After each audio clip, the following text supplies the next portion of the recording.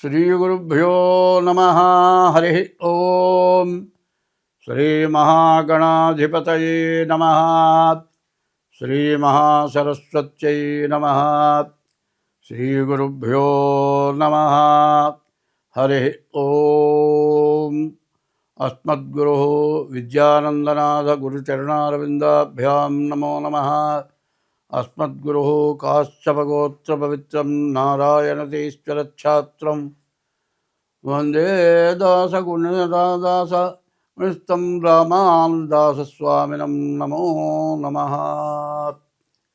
రామగుణాభిరామ రఘురామ పరాక్రమ భీమ జానకీ రామ ప్రపన్న రామ బుధరంజిత నామ సుధామ రామ శ్రీరామ దురంత దుర్భర విరామ నిష్కామ జటంసు భక్తి మనసా గురుపాదములాశ్రయింపుమా ముదమున పారిజాత తరుమూలమునందు అతి సూక్ష్మరూపుడై హృది రఘువీరునామమును ఎప్పుడు జపించుచు రామభక్తులన్ వదలక బ్రోచుచుండు ఘను వాయుతనూజుని ధీతిరాజుని యదను దలంచి భక్తి కుమతి గురుపాదములాశ్రయింపుమ.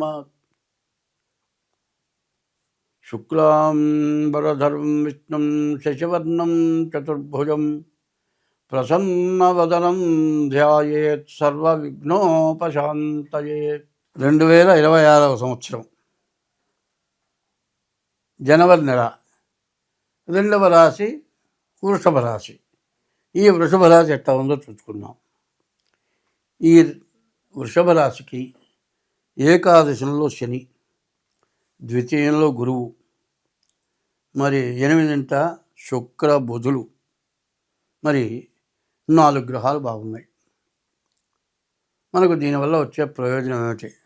శని ఆల్రౌండర్, ఎప్పుడు కూడా దుస్వభావం గలవాడు, ఎప్పుడు కూడా చరవాహనాలు అంటే కదిలి వెళ్ళేటువంటి వాహనాలు, మరి 2 వీలర్ కావచ్చు, సైకిల్ కావచ్చు, మరి కారు కావచ్చు, బస్సు కావచ్చు, రైలు కావచ్చు, విమానం కావచ్చు, ఇట్లాంటివి ప్రతి వాళ్ళకి ఏదో ఒక వాహనం కొనుక్కోవాలని కోరుకుంటుంది. అటువంటిది కొనుక్కోవడానికి బాగా అవకాశం ఉంటుంది. ఈ శని వల్ల ఇనుముకి సంబంధించిన వ్యాపారం చాలా బాగా ఉంటుంది. మోటార్ ఫీల్డ్ వాళ్ళకి ఇంకా బాగుంటుంది. మెకానికల్స్, ఇనుముతో పనిచేసేటువంటి మెకానికల్స్కి చాలా బాగుంటుంది. ఇనుముకి సంబంధించినటువంటి వృత్తులు చేసేవాళ్ళు ఎవరైనా సరే ఈ శని వల్ల పూర్తిగా బాగుంటుంది. అదే కాదు, మానవుడికి తీరని కోరికలు ఉంటాయి.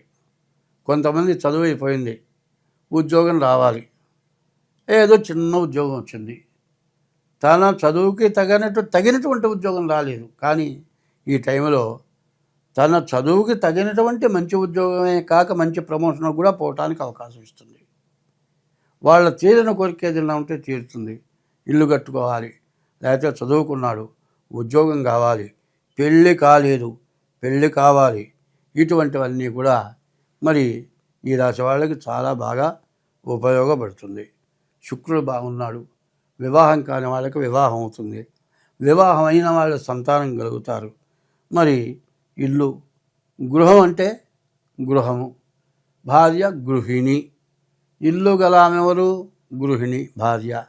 ఆ ఇంట్లోకి వస్తే ఇల్లంతా శుభ్రంగా ఉందనుకోండి, ఆమె ఆ గృహిణి మంచి తెలివిగలది, ఇంటిని జాగ్రత్తగా పెట్టుకుంటుంది.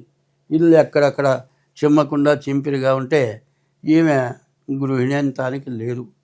ఇంటికి లక్ష్మి ఆడది.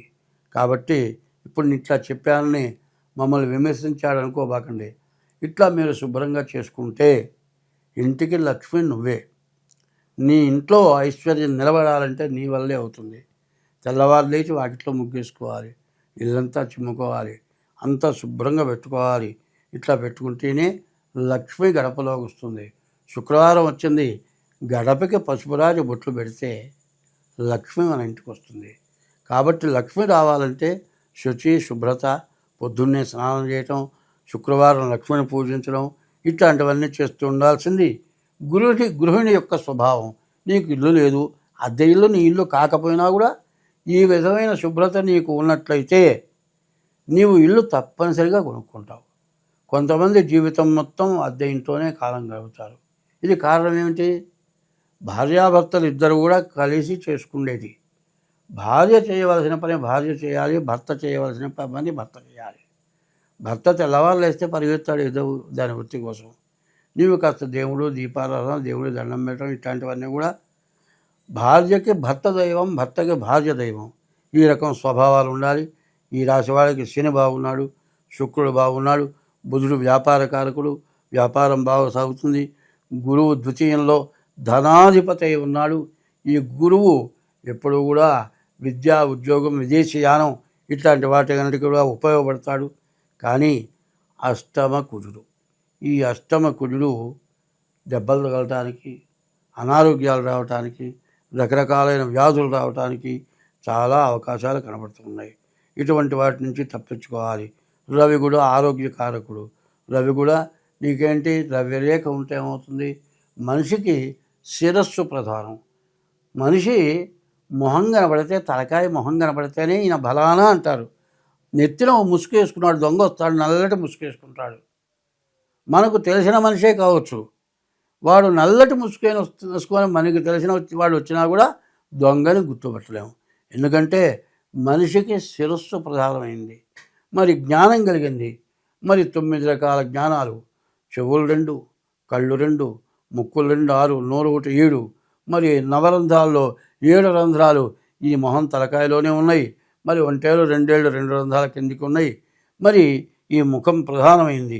అటువంటి కుజుడు వల్ల రకరకాలైన సమస్యలు, మరి జ్ఞానేంద్రియాలు అంటారు, ఇటువంటివన్నీ కూడా సక్రమంగా పనిచేయాలి అంటే కుజుడు, శని, గురువు, బుధుడు వీళ్ళంతా బాగుండాలి, శుక్రుడు బాగుండాలి.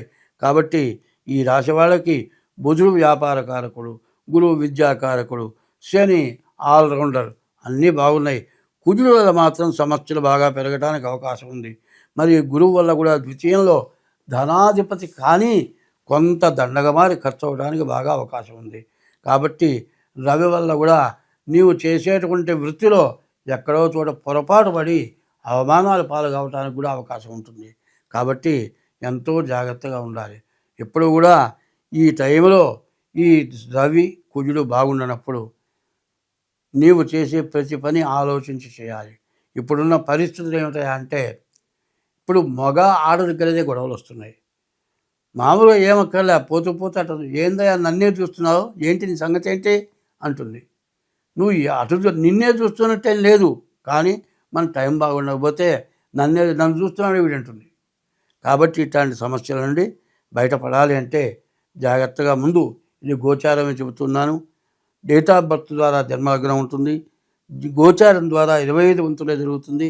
జన్మలగ్నం ద్వారా 75 వంతులు జరుగుతుంది. కాబట్టి ఈ రాశివాళ్ళు ఎంత జాగ్రత్తగా ఉంటే అంత మంచిది. కాబట్టి ఈ రాశివాళ్ళు వ్యాపారస్తులు బాగుంది, వివాహం కావాల్సిన వాళ్ళకి బాగుంది, వ్యాపారస్తులే కాకుండా చదువుకునేవాడు బాగుంది. ఇంతకంటే కావాల్సిందే ఉంది. ఈ వచ్చిన ద్రవ్యాన్ని మీరు సద్వినియోగం చేసుకోవాలి. ఈ సద్వినియోగం చేసుకుంటే డబ్బులు అన్ని విధాలా పనిచేస్తుంది. కత్తి ఉందనుకోండి, డాక్టర్ దగ్గర ఉంటే కత్తి బతికిస్తుంది. మనిషి దగ్గర ఉంటే కత్తి పదునుగల కత్తి. ఆ పదునుగల కత్తిని డాక్టర్ అయితే జాగ్రత్తగా ఆపరేషన్ చేసి రక్షిస్తాడు. అదే దుర్మార్గుడి దగ్గర ఉంటే కత్తి దెబ్బతీస్తుంది. మనమే అజాగ్రత్తగా ఉంటే మన చెయ్యి కోసుకుంటుంది. కాబట్టి కత్తి ఎట్లాగో ఉన్నటువంటి గ్రహాలు రవి కుజుడు, మరి కేతువు రాహు, ఈ 4 పాపగ్రహాలు. ఈ 4 పాపగ్రహాలు ఎట్లాంటివంటే ఒక కత్తితో సమానమైనవి. కాబట్టి వీటి నుంచి తప్పించుకోవాలంటే డేట్ ఆఫ్ బర్త్ ద్వారా జాతకం చూపించుకోండి. ఈ జాతకం చూపించుకొని మీరు తగిన ఉపశాంతి చేసుకోండి. మీకు అన్ని విధాలు బాగుంటుంది. స్వస్తి.